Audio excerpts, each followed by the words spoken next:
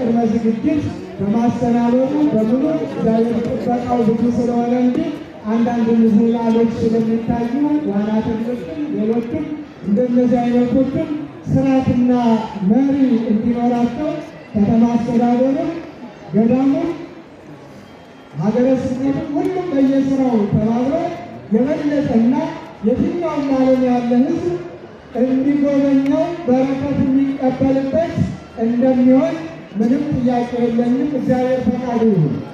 በዚያው አጋጣሚ አሚኮን ሳላመሰግን አላልፍም። ዛሬ በጎ ስራ ሲሰራ ሁልጊዜ አመስግን። ትናንትና ደጋግሞ ባህልና ሃይማኖት እንዳይቀያየጡ፣ ባህል ሃይማኖትን እንዳይወጣው፣ ባህል ሃይማኖትን እንዳይጨፈልቀው፣ ባህል ሃይማኖትን እንዳያዘናጋ ቤተ ክርስቲያን ያስተላለፈችውን መልእክት ቀጥታ በማስተላለፍ ምክንያቱም አንዳንድ ጊዜ ባህል ሲሰለጥን ምን ይሆናል ይባላል። አሜን። ባህል ሲሰለጥን ወደ ምንነት ይለወጣል? ወደ ሃይማኖትነት ይለወጣል። አሁን ሃይማኖትን ባህል ለማድረግ የሚሞክሩ ስለምናዩ ሃይማኖት ባህል ሊሆን አይችልም። ሃይማኖት ሃይማኖት ነው። እግዚአብሔር የሚመለክበት ነው። እግዚአብሔር የሚቀደስበት ነው። እግዚአብሔር የሚመሰገንበት ነው። እግዚአብሔር የሚከብርበት ነው። ፍጥረቱ የሆን በሙሉ ስለፈጠረን የምናመሰግንበት ነው። ስለ ውለታው ስለ ቸርነቱ የምናደንቅበት የምናመሰግንበት ነው።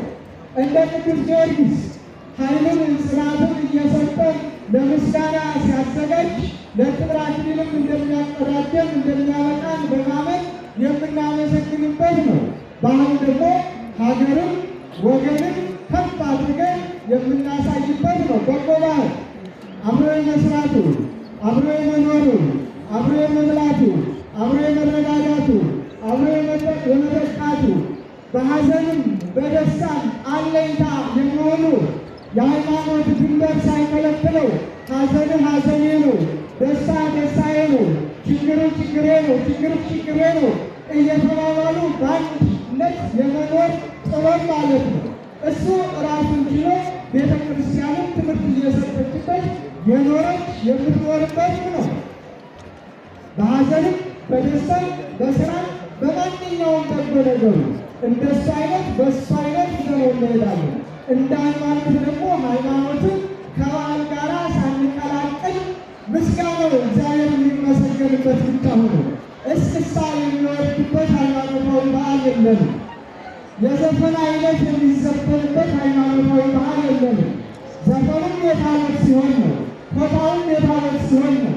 ሁለመናው ከእግዚአብሔር ጋር የሚገናኝ እግዚአብሔር የሚመሰገንበት ሲሆን ዘማሪው በመዝሙሩ፣ አዋዳሹ በውዳሴው፣ ማሕሌታዊው በማሕሌቱ፣ ዘፋኙ በታቦት ዘፈኑ ሆ የሚለው የሚፈክረው የሚሸልለው ለታቦት በተዘጋጀው።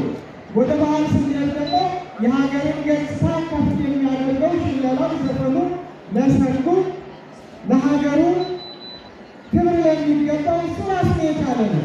ቤተ ክርስቲያን ሁሉንም በየዘርፉ እንዲሰራበት ጠንቅቃ ታስተምራለች። አንዱ አንዱን እንዲውጠው አትፈልግም። ይልቁንም ባህል ሃይማኖትን እንዲውጠው እንዲሻማው በምንም ይሁን በምን ቤተ ክርስቲያን አትፈቅድም። ለዚህ ነው አሚኮን ያመሰገንኩት። ደግሞ ደጋግሞ የአማራ መገናኛ ብዙኃን ባጭሩ ጠርቼ ነው ደግሞ ደጋግሞ መልእክቱን አስተላልፏል። ሰምቻለሁ፣ ደስ ብሎኛል። እንዲህ ስንከባበር፣ እንዲህ ስንደማመር፣ እንዲህ ስንስማማ እጅግ ያምርብናል። ጉዳታችን አለመተባበራችን ነው። ጉዳታችን አለመናበባችን ነው። ጉዳታችን አለመስማማታችን ነው። ጉዳታችን በዘፈቀደ መመላለሳችን ነው። እንደ ሀገር ሀገርን ከፍ ለማድረግ እንደ ሃይማኖት በሃይማኖት ጸንቶ ለመኖር ፍቅርንና ሰላምን ገንዘብ አድርጎ መሄዱ ጥሩ ነው። እግዚአብሔር ፈቅዶ በብዙዎች ዘንድ ዘንድሮ በዓለ ጥምቀትን በልዩ ክብር አክብረናል። እግዚአብሔርን እናመስግነን። በአንጻሩ ደግሞ ካለፈ በኋላ በሰማኋቸው መርዶዎችን የነበሩባቸው ቦታዎች አሉ። ግፍም የተፈጸመባቸው ቦታዎች አሉ። እግዚአብሔር እንግዲህ እንደ ሰማዕትነት ቆጥሮ በጊዜ የተሰዉትን ነፍሳቸውን ይማርልን፣ ግፍ ፈጻሚዎችን ደግሞ ልብ ይስጥልን፣ ለንስሐም ያብቃልን። ኢትዮጵያዊውን ጠባይ ኢትዮጵያዊ ባህሪውን እግዚአብሔር ይመልስላቸው። ኢትዮጵያዊ ባህሪ መገዳደል በሀገር ሳይሆን በድንበር ነበረ፣ ለሀገር ክብር ነበረ። አሁን ግን ብድግ ብሎ ባልወጣለት ማንም ማን እንደሚገድለው ባልታወቀ ባለበት አለው። ስለሌላው አይደለም፣ ለይቶለት በገባው አይደለም። እሱን ተስማሙ ታረቁ ብለን ትምህርት የምንሰጥበትን ሰላም እንዲሰፍን የራሳችንን አስተዋጽኦ ሰሚናለን፣ እንኖራለን፣ እንናገራለን። ግን ችግሩ አንድ ነገር ሲናገር ተርጓሚው በየሜዳው ብዙ ነው። ሁሉም እኔን ደግፈኝ እንጂ ስለ እኔ ምንም እንዳትባዩ ብዙ ነው። ስለዚህ ማንንስ እንዴትስ ብሎ መናገር ይቻላል? አስቸጋሪ ነገር ነው። ለዚህም ነው ነገሩን እየተወሳሰበ ይሄደ። የሚሰማ ሽማግሌ ቢኖር፣ የሚከበር የሚታፈር ሃይማኖት መሪ ቢኖር መልካም ነበር። ሁላችንም ስለሳት፣ ሁላችንም ከመስመሩ ስለወጣን፣ ሁላችንም በደምና በሥጋ ፈቃድ መመላለስ ስለጀመር፣ ሁላችንም አድርባይነት ስላጠቃን፣ ሁላችንም ዝም ብለን ተመሳስለን ለመኖር በምናደርገው ጥረት እግዚአብሔር ቀናተኛ ነውና ለክብሩ እስካልቀናን ድረስ ያው አንዱን ነገር እግዚአብሔር ፈጥሮ እስከሚያስተካክለው ግድ ነው። እግዚአብሔር በቃ እንዲለን ግን ጸልዩ እንጸልይ እያልኩት በአምልኮት ላይ ያሉ ነፍስ አንስተው እንዋጋ የማይሉ ያላሉ እግዚአብሔርን በማመስገን እንደ ሀገር ብለው በሚኖር በእንደነሱ አይነት ንጹሐን እናቶች፣ ንጹሐን አባቶች፣ ንጹሐን ወንድሞች፣ ንጹሐን ሕፃናት ላይ ማንም ቢሆን ማን የሚፈጽመው ግፍ እጅግ አደገኛ ነው። በቃ ሊባልም ይገባዋል። መነጋገርም ያስፈልጋል። ማንም ይሁን ማን ነፍስ እስካልያዘ ድረስ፣ መሳሪያ እስካልያዘ ድረስ፣ ለውጊያ እስካልወጣ ድረስ አገር ብሎ ወገን ብሎ መንደር ብሎ ቀየ ብሎ በሚኖርበት ምን ያህል ሰው ሞተ የሚለው ዛሬ መርዶናል። አልፎ ተርፎ ስንት ሰው ሞተ ማለት እንጂ ሞተ የሚለው ምንም አልመስለን ብሏል።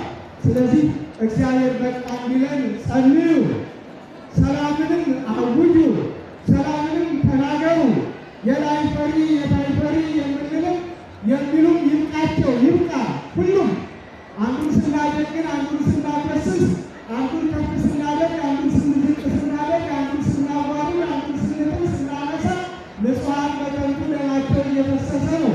በምንሰማው በዓለም የሰው ልጆች መብት ጠባቂዎች በሚባሉት ንጹሐን ሰዎች የሚያህል ሞቱ ብለው ሲዘግቡ እየሰማን ነው።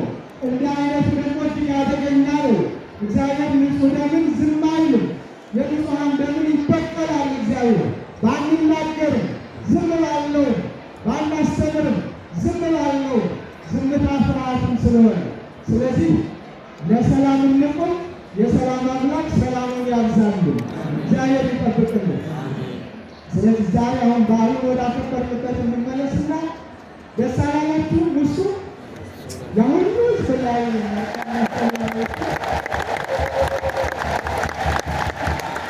ይህን እንግዲህ የፈቀዱልን የጊዮን ሪዞርት ባለቤቶች ቤተሰቡ በሙሉ ተፈቅዶ እነሆ የታቦት ማደሪያ፣ የምዕመናን መሰማሪያ፣ የምዕመናን እግዚአብሔርን ማምለኪያ አድርገውት ብለዋል። እንግዲህ እግዚአብሔር ሀብቱን ያብዛላቸው፣ ጸጋውን ያብዛላቸው። አመስግኑልን እግዚአብሔር። አንዳንዱ በዚህ ለምን ታልፋለህ ገፋን ብሎ ያሽሟበተናል፣ ይገፋናል፣ ወርስናታልናል። እንደዚህ አይነት ደግሞ የሆን ቤት ለእግዚአብሔር ቤት ለእንግዳ ብለው ሙሉ በሙሉ ከፍተው ተጠቀሙ ብለውናልና እግዚአብሔር ይባርክልን፣ ስራቸውን ይባርክ፣ ማርካቸውን ይህ ብቻ አይደለም። ለገዳማውያኑ ገዳም ለምትጓዙ አንድ ምስራች አለ። ሁልጊዜ እግዚአብሔር ይመስገን ምዕመናን ስራ ይሰራሉ። የዚሁ የሪዞርቱ ባለቤቶች በአንድ ብጠራ ሁሉንም መጥራት ስለምችል የሁሉንም ቤተሰቦች እያንዳንዱን ስም መዘርዘር ስለማልችል ቢበዛም ሁለቱን ብጠራ አቶ ካሳሁን ምስጋናውና አቶ በላቸው ምስጋናው እነሆ ልዩ ጀልባ አይታችኋት ከሆነ ልዩ ጀልባ 300 የፈረስ ጉልበት ያላት እጅግ ዘመናዊ የሆነች ጣና ላይ የሚገኘው በታሪኩ በቅርሱ የሚታወቀው እጅግ ብዙና ብዙ ነገሮችን አቅፎ የያዘው በጥንቱ ለጥንቱ ለዚች ቤተ ክርስቲያን ከፍተኛ አስተዋጽኦ ያደረጉትንም በአንጻሩም ደግሞ ችግር የፈጠሩትንም ነገሥታት ከነታሪካቸው በክብር አስቀምጦ የሚገኘው የዳጋ ደብረ ከዋክብት ቅዱስ እስጢፋኖስ ገዳም ጀልባው እንዲሁ በከንቱ አስጋቢ የነበረ ስለሆነ ለስራ ፈጣን የሆነች በ30 ደቂቃ ዳጋ መግባት የምትችል ከዚህ ከባህር ጋር ተነሳ ሰው እንደምትችል የሰው ብዛት ከ20 ሰው በላይ ማለትሳት ከ20 እስከ 30 ከብትና ድጋፍ ጋር እስከ 40 ድረስ ትችላለች። በወጉ በማይረጉ ግን እስከ 30 ሰው ማስተናገድ የምትችል እጅግ ዘመናዊ የሆነች 2 ሞተር የተገጠመላት ጀልባ እነሆ ለዳጋ ደብረ ከዋክብት አንትተው ዛሬ አብራ አጃቢ ሆና ታቦተ ሕጉን ስታገለግል ነበረች። ለየት ያለች ጀልባ ከሦስቱ አንዷን አይታችሁ ከሆነ እሷ ናት። መስዋዕት የተገጠመላት እንኳን ደስ አለን፣ ደስ ይበላችሁ። በእውነት የገዳሙ ጸሎትና በረከት በሰዎቹም ላይ በሰጪዎቹ ይደር። በስራቸው ሁሉ እግዚአብሔር ይባርካቸው። በጎ ስራ የሚሰራን በጸሎት ማገዝ፣ በጎ ስራ የሚሰራን በሀሳብ ማገዝ፣ በጎ ስራ የሚሰራን እግዚአብሔር ስራ እንዲያቃናለት መቃናሪያና ምሳሌ አድርጎ መጠቀም ጥሩ ነው። እናመሰግናለን። ከጥንት በመጨረሻ አሁንም ከፊታችን ከሚያገራ ሆናችሁ እንዲህ ነው እንላለን። የክልሉ ማለት የክልሉ ባህልና ቱሪዝም የቢሮ ኃላፊዎች ምክትሎቹ እንደዚሁም ደግሞ